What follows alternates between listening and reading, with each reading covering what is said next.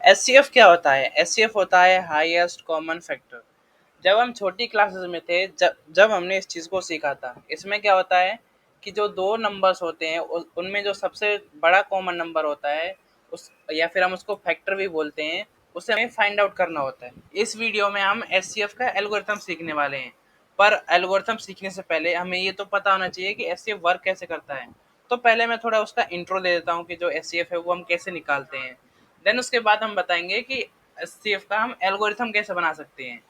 ठीक है, तो उसके लिए हम क्या करेंगे, हम दो नंबर्स लेंगे। दो नंबर कौन कौन से? लेट्स अज्यूम मैंने दो नंबर लिए, एक 36 एंड 48। तो इसका एचसीएफ हम कैसे निकालते हैं? तो हम यहाँ पर जो मेथड यूज करने वाले हैं, वो मेथड हम यूज करने वाले हैं डिवाइड मेथड।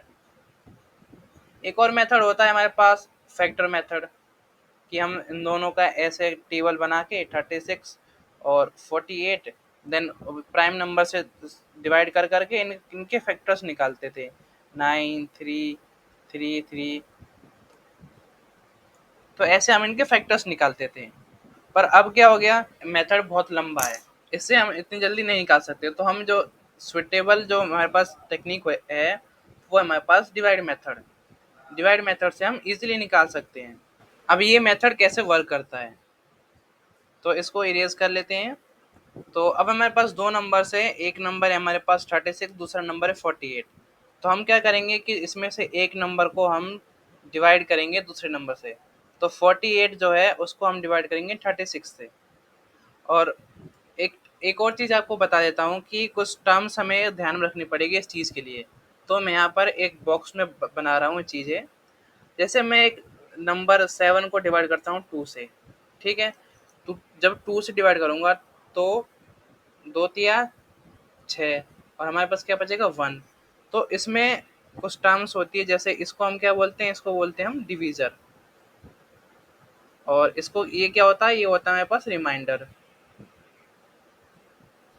इसको क्या बोलते हैं, इसको बोलते हैं डिवाइडेंट, जो डिवाइड हो रहा है, डिवाइडेंट। एंड इसको बोलते हैं कोशेंट। क्योंकि जब हम एल्गोरिथम बनाएंगे तो हम इन टर्म्स का इस्तेमाल करने वाले हैं।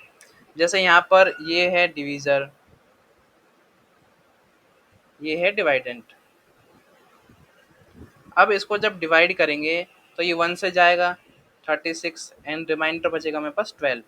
तो ये जो आया ये है हमारे पास रिमाइंडर। देन अब हम क्या करते हैं कि ये डिवाइड होने के बाद अगर हमारे पास कुछ रिमाइंडर बचता है, तो जो ये वाली टर्म आप देख रहे हैं 36, ये क्या है, अभी डिवीज़र है। तो इस वाले को हम यहाँ पर डिवाइडेंट बना देंगे।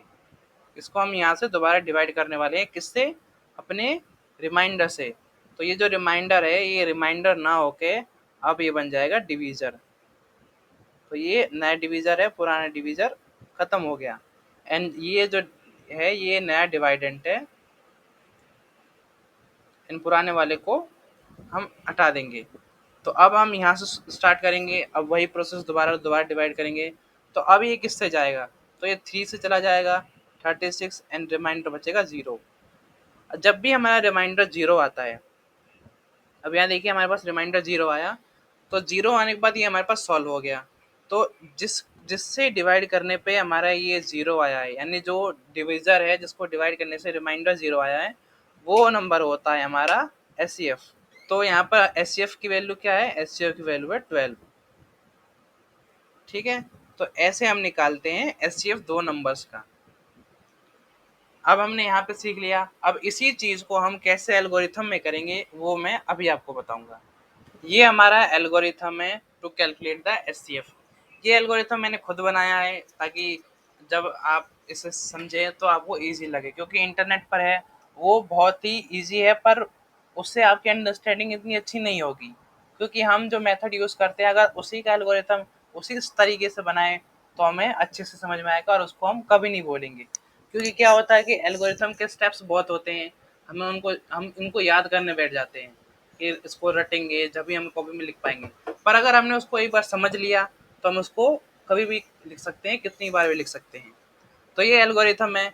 अब सबसे पहले मैं आपको बताता हूँ कि एल्गोरिथम क्या होता है, क्योंकि आपको पता होना चाहिए कि जो हम सीख रहे हैं आखिर उसका मतलब क्या है। एल्गोरिथम क्या है कि इसके अंदर हम अपनी जो भी प्रॉब्लम होती है उसको स्टेप्स में डिवाइड करके सॉल्व करते हैं। इससे जो प्रॉब्लम जल्दी सॉल्व हो जाती है, और अगर उसके अंदर हमें कोई गलतियाँ मिल रही है तो हम उसको भी अच्छे से सुधार सकते हैं, जिसको हम डीबगिंग बोलते हैं। और एल्गोरिथम को हम एनालाइज भी कर सकते हैं कि कौन सा एल्गोरिथम अच्छा है, कौन सा ज़्यादा टाइम ले रहा है, कौन सा कम स्पेस ले रहा है। एल्गोरिथम के अंदर सबसे पहला होता है कि हमारे पास हमेशा एक स्टार्ट और हमेशा एक एंड होना चाहिए, जब भी वो हमारा एल्गोरिथम सही रहेगा। तो मैंने एक स्टार्ट और एंड लिया जो कि स्टेप वन एंड स्टेप 10 में है। ठीक है, अब एक एक स्टेप को मैं आपको बताऊंगा कि ये स्टेप मैंने क्यों लिखा है और ये कैसे काम करता है। तो यहाँ पर एक लाइन खींच लेते हैं, क्योंकि साइड में मैं आपको इसका वर्किंग सिखाने वाला हूँ। तो सबसे पहले जो हमने हमने पीछे क्या क्या किया था, हमने दो नंबर्स लिए थे।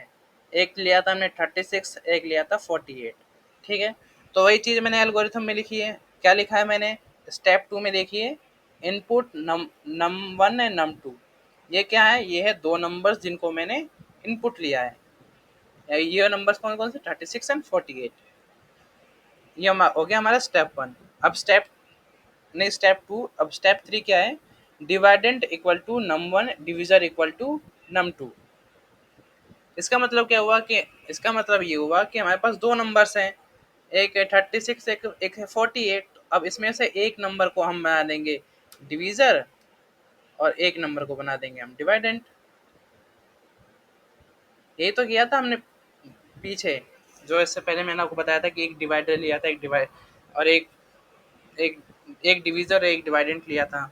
अब चलते हैं स्टेप 3 पर, स्टेप 4 पर। स्टेप 4 क्या है, reminder is equal to dividend divide by divisor, कि हमें डिवाइडेंट को डिवीजर से डिवाइड करना है। तो चलिए करते हैं। 48 को हम 36 से डिवाइड करेंगे, इतना इस स्टेप में लिखा है। तो डिवाइड करने पे क्या आएगा, हम 1 से करेंगे तो 36, एंड देन उसके बाद देखिए क्या बचेगा, रिमाइंडर बचा 12।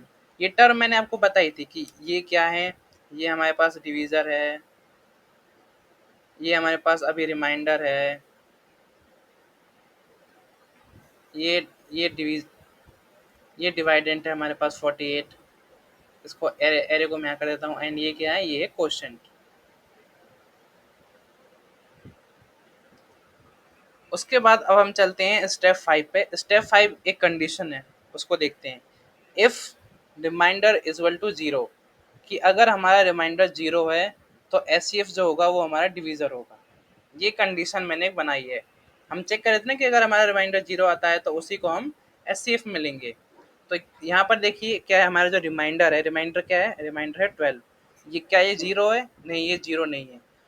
अगर 0 होता तो हम क्या करते हैं, हम जाते गो टू स्टेप 9। स्टेप 9 क्या है, स्टेप 9 देखिए, स्टेप 9 है प्रिंट एस देन उसके बाद स्टेप 10 एंड। अगर हमारा 0 आता है तो हमारा जो लूप है वो वहीं ख़त्म हो जाएगा, पर अभी यहाँ पर हमारे पास 12 है, 0 नहीं आया है। तो ये कंडीशन हमारी ट्रू नहीं हुई, इसलिए हम जाएंगे अब अगले स्टेप पर। अगला स्टेप क्या है, step 6। If reminder is equal to 1, S C F is equal to 1, go to step 9। अब ये कंडीशन है कि अगर रिमाइंडर 1 मिल जाए। अब आप कहेंगे कि रिमाइंडर 1 ऐसा क्यों लिखा है स्पेसिफिक, आप हमने तो पीछे 0 का किया था। अब इधर देखिए, इसके लिए मैं अलग केस दिखाता हूँ। मान लीजिए हमारे पास है दो नंबर, एक नंबर है 6, एक नंबर है 5। अब इनका मुझे एस निकालना है, तो क्या करूँगा कि मैं 6 को ले लूँगा डिवाइडेंट में, एंड 5 से उसे डिवाइड करूँगा। डिवाइड करने पे देखिए कि ये 1 से जाएगा, एंड जो रिमाइंडर बचेगा वो 1 बचेगा। अब रिमाइंडर 0 नहीं है तो हम क्या करेंगे कि इस 5 को दोबारा डिवाइडेंट बना देंगे 5 को। अगर दोबारा करेंगे तो ये पूरा पूरा डिवाइड हो जाएगा, जो रिमाइंडर बचेगा वो बचेगा हमारे पास 0।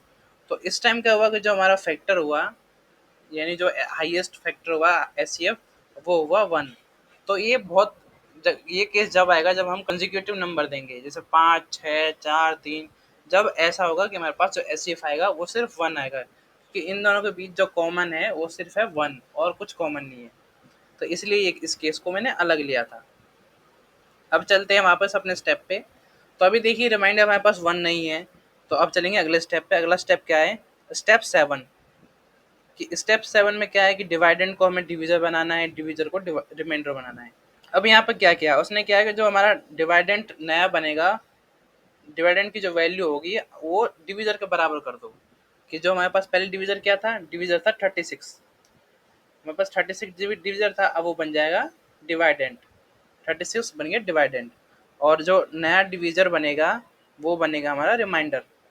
रिमाइंडर क्या है, रिमाइंडर है 12, तो अब ये रिमाइंडर ना रह के ये बन जाएगा नया डिवीजर जिससे हम डिवाइड करेंगे, और ये 36 बन गया नया डिवाइडेंड।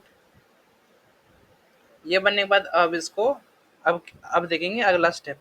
ये बना दिया हमने। स्टेप 8 क्या है, गो टू स्टेप 4। अब यहाँ से ये लूप चला और हम गए स्टेप 4 पर, क्योंकि लूपिंग चल रही है।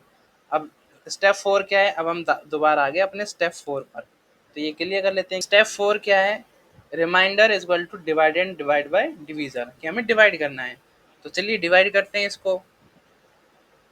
36 को 12 से डिवाइड करेंगे तो ये 3 पे पूरा डिवाइड हो जाएगा और रिमाइंडर बचेगा हमारे पास 0। ठीक है, ये स्टेप हमने फॉलो कर लिया और ये हमारा बच गया, बन गया नया रिमाइंडर। तो जो अब रिमाइंडर की वैल्यू वो है 0। अब अगले स्टेप पे, अगले स्टेप क्या है, अब इसी स्टेप पर दोबारा आ गए। हम यहाँ लूप से गए थे यहाँ से यहाँ तक स्टेप 4 पर, अब आ गए यहाँ। जब भी मैंने ग्रीन यूज़ किया है कि हम यहाँ गए हैं और ये वाला स्टेप हो गया। अब है स्टेप 5 पर। अब स्टेप 5 क्या कह रहा है कि इफ़ रिमाइंडर इक्वल टू ये हट गया 0। अगर रिमाइंडर 0 है, 0 तो क्या करना है कि जो एस है उसी को हमें, जो एस होगा वो हमारा डिवीज़र होगा। और अगर ये हुआ तो हम क्या करेंगे, गो टू स्टेप 9, हम 9 स्टेप पे जाएंगे। तो अब देखिए कि जो हमारा रिमाइंडर है क्या वो 0 है। हाँ 0 है, क्योंकि देखिए यहाँ डिवाइड करने पे पूरा पूरा डिवाइड हुआ और रिमाइंडर जो बचा है वो बचा है 0। अब 0 बना तो क्या हुआ, जो एस की जो वैल्यू हमें रखनी है वो रखनी है डिवीजर के बराबर। और डिवीजर क्या है, डिवीजर है हमारे पास 12। तो जो एस बना वो हमारे पास आया 12। अब अगला क्या कह रहा है, एस हमने कर दिया, अब कह रहा है गो टू स्टेप 9। अब आप 9th स्टेप पर चले जाइए। तो यहाँ से जाएंगे हम 9th स्टेप पर। 9th स्टेप क्या है, प्रिंट एस को प्रिंट कर देंगे तो ये हमारा आउटपुट आ जाएगा। एंड ये 9th स्टेप पे आ गए तो हम फिर चलेंगे स्टेप 10 पर, क्योंकि हमेशा हम स्टेप्स को इंक्रीज करते हैं। स्टेप 10 पे क्या है, एंड। तो यहाँ पर जो हमारा एल्गोरिथम है वो खत्म हो गया और हमें अपना आंसर भी मिल चुका है। तो ऐसे हमारा जो एल्गोरिथम है वो वर्क करता है। मैंने इस वीडियो में आपको पहले बताया कि जो हम एस है वो कैसे निकालते हैं, जो हम हाथ से या फिर पेन पेपर से हम निकालते हैं। देन उसके बाद मैंने आपको बताया कि कैसे हम ये जो प्रोसेस है जिससे हम एस निकाल रहे हैं उसको एक एल्गोरिथम में कन्वर्ट कर सकते हैं, उसका एक एल्गोरिथम बना सकते हैं।